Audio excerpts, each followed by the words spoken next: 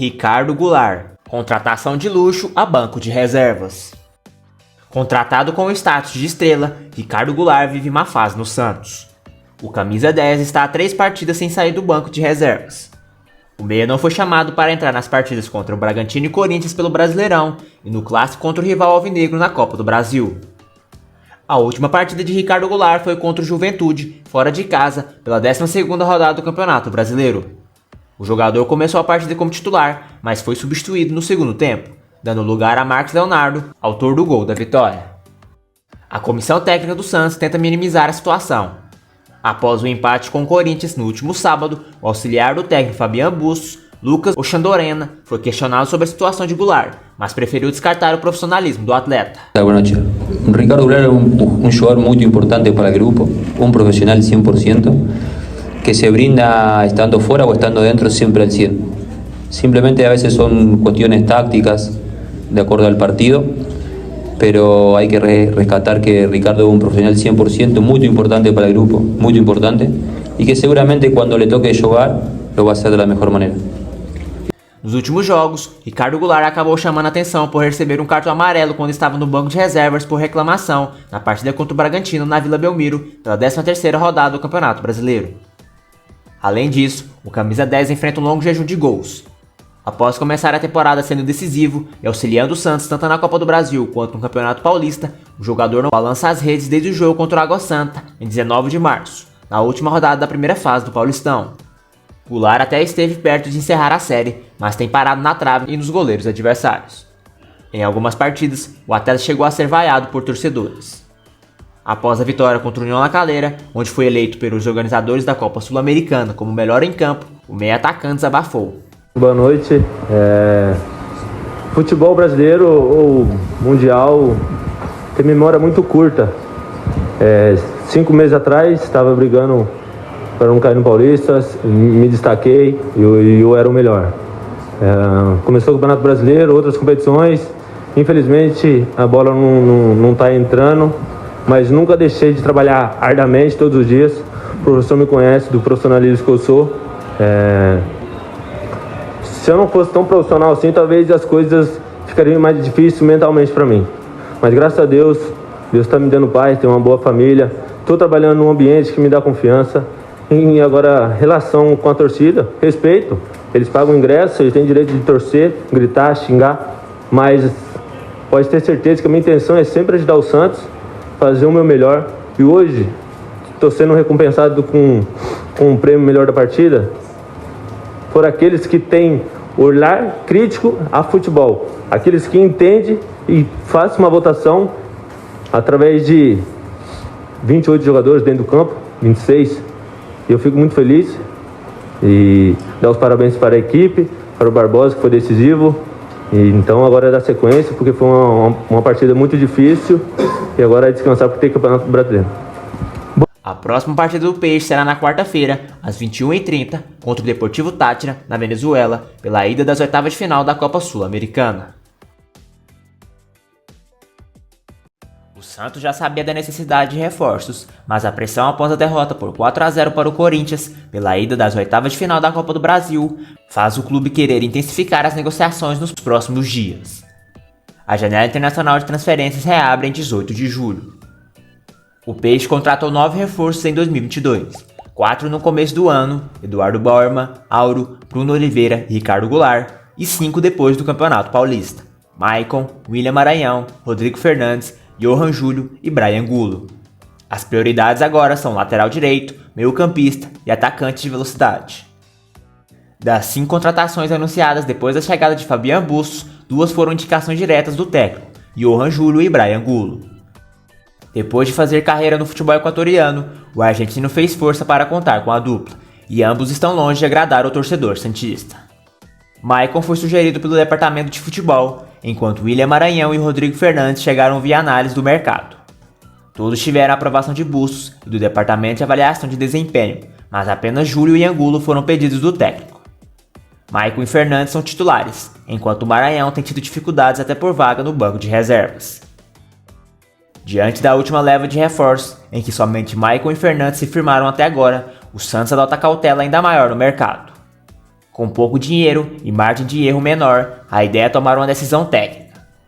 Bustos até pode sugerir um nome, mas ele precisará passar pelo crivo do setor de inteligência do clube.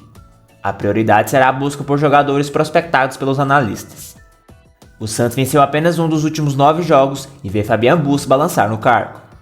O presidente Andrés Ueda e o executivo de futebol Edu Dracena concordam sobre dar mais tempo ao treinador, mas a paciência diminuiu depois de 4-0 para o Corinthians.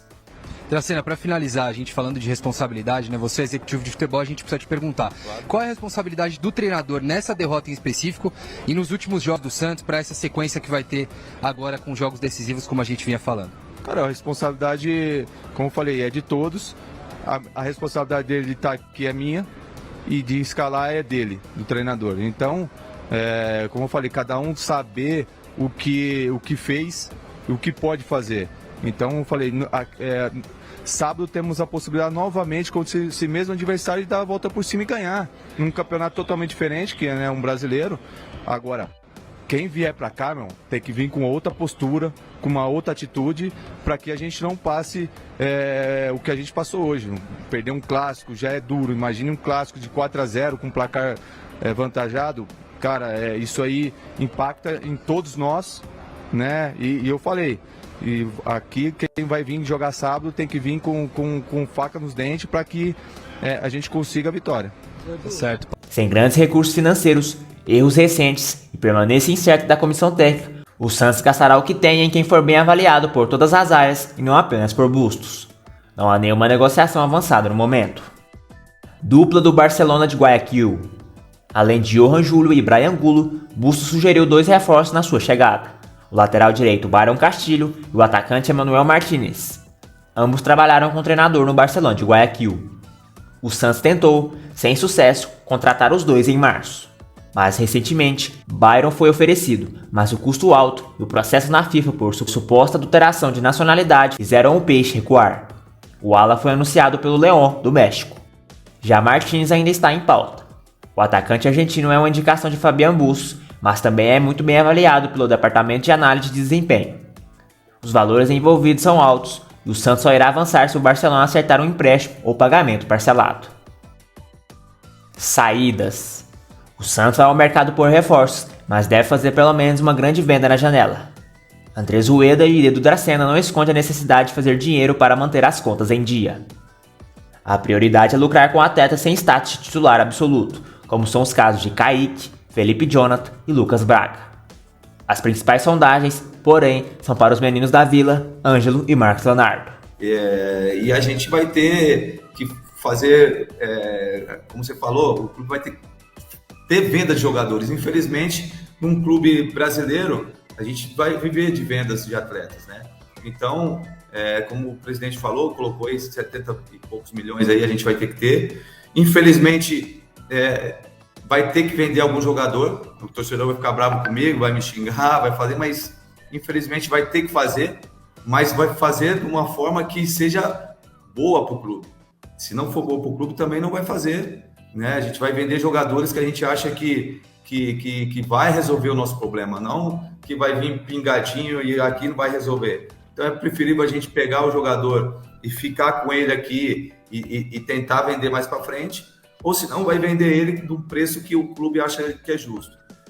Menino da Vila pode seguir os passos de Neymar e fazer as malas rumo ao Barcelona. O clube português também está no pareio. O Santos e o Barcelona têm uma longa e polêmica história de negociações de jogadores. Em janeiro de 2022, o Peixe anunciou um acordo com o clube catalão sobre a dívida pela venda de Gabigol à Internazionale, da Itália. Os espanhóis tinham preferência para contratar o jogador e, como não foram informados sobre a negociação, o alvinegro praiano foi multado pelo CAS, Corte Arbitral do Esporte. O acordo em questão envolvia a garantia de compra de 2 talentos da base santista, Kaique e Ângelo. Segundo o presidente Andrés Ueda, caso o Barcelona surja na janela de transferências do meio do ano com a proposta de 55 milhões de euros, cerca de 284 milhões de reais, o Santos não tem direito de questionar e ambos serão negociados por conta da preferência de venda prevista no acerto. O Ângelo e o Kaique, sim, o Barcelona tem um valor de garantia de compra, tá? De 35, não é 35 os dois, um é 35, o outro é 20. tá? Quer dizer, surgindo uma proposta, ele, por esse valor, eles têm prioridade na compra. Mas O que é bom isso aqui. Rapidinho, Gabi. Oi? Se o Barcelona pagar 20 no Kaique e 35 no Ângelo, o Santos não pode questionar, os dois vão embora. 55 milhões de euros na próxima janela, por exemplo, é isso? É isso. É isso. Perfeito. É isso. Obrigado. Vou só comentar. E parece que o clube catalão quer executar a contratação do zagueiro do Peixe. Kaique, que está disputando o torneio internacional sub-20 do Espírito Santo, ao lado de Marcos Leonardo, está sendo observado pelo Barcelona e também pelo Porto, de Portugal. Na rodada de abertura, os olheiros dos clubes estavam presentes e viram o capitão do time marcar um gol. Apesar da desvantagem, pelo acordo entre a equipe catalã e o Santos, de acordo com o jornal português O Jogo, o Porto apontou o zagueiro do Peixe como prioridade para reforçar a equipe. Segundo as informações do veículo, o empresário do defensor já foi procurado e tem outros jogadores no clube português, Pepe e Galeano. Kaique tem contrato até 2026 com o Santos e multa rescisória estimada em 70 milhões de euros. A presença de olheiros em torneios amistosos da seleção é comum. Desta vez, porém, os observadores de Barcelona e Porto têm, entre seus objetivos, acompanhar especialmente Kaique, titular e capitão da seleção brasileira sub-20. Constantemente convocado para defender o Brasil, Kaique é visto pelo Santos como uma de suas grandes apostas para os próximos anos, tanto futebolística quanto financeiramente. Aos 18 anos, o defensor fez 37 jogos pelo time profissional do Santos em 2021, como titular absoluto da zaga. Em 2022, sofreu uma fratura no nariz e disputou 14 partidas até aqui. Agora, está com a seleção brasileira sub-20. Se outro clube demonstrar interesse pelas pratas da casa, o Barcelona pode cobrir o valor oferecido. Bom, galera do Peixão News, esse foi o vídeo de hoje. Se você não for inscrito no nosso canal, peço que se inscrevam e ativem o sininho para não perder nenhum conteúdo do nosso Peixão. E muitíssimo obrigado e até mais.